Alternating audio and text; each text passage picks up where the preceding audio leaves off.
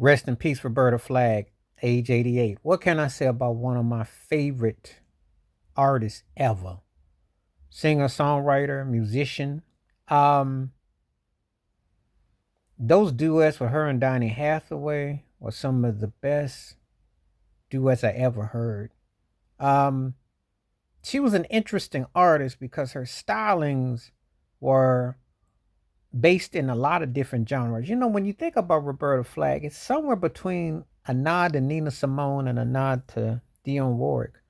Um, Such clarity, such potency. You know, when I hear a song like "Killing Me Softly," and I'm gonna tell you something about Roberta Flack too. If you're a fan of Lauryn Hill, if you were a fan of Alicia Keys, they in depth to her because the stylings that they did as artistry is a big nod to her. Um, she really infused a style that combined so much. And I can't begin to tell you enough about what I liked about her musically. Um, I thought that she was one of the most distinctive vocalists and artists I've ever heard. And her music, again, when you work with a guy like Donny Hathaway, and you work with Michael Henderson, and you work with Peebo Bryson, and then you had someone like Luther Vandross as a background vocalist. I mean, you think about the list of people that came through her, worked with her, the totality, and yet she still shines.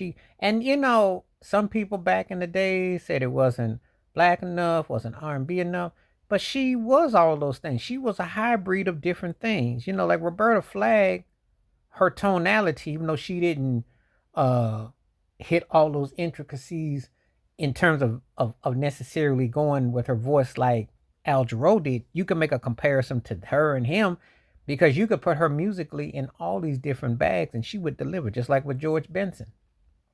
If you listen to Roberta Flack, her music loaned itself.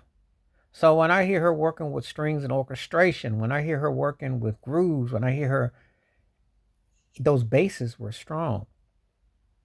You know, you can even put a hip hop beat behind it because remember. So I will give you this: the Fugees did "Killing Me Softly." They did that. They did that. Lauryn Hill was emoting her. Al B. Sure on his debut album in Effect Mode was using "Killing Me Softly." You can listen to different artistries through different times. When we talk about that thing called neo soul, if there was a queen of it, it was Roberta Flack. So her musicality would not have sounded out of place on what Sade did or what Anita Baker did, and aspects of what Erykah Badu did. If you listen to Roberta Flack's tone and cadence and her element, they all connected that. And yet, there's aspects of Aretha Franklin. Roberta Flack was one of those kind of artists that it encompasses so many different layers and tones and feels and flows. And it's a huge loss when you think about her not being around anymore, because she truly is one of the most dynamic, well-rounded artists that I've ever heard. And I still remember that CBS special she did when Michael Jackson was singing with her. They would just sing along. She could do Broadway too.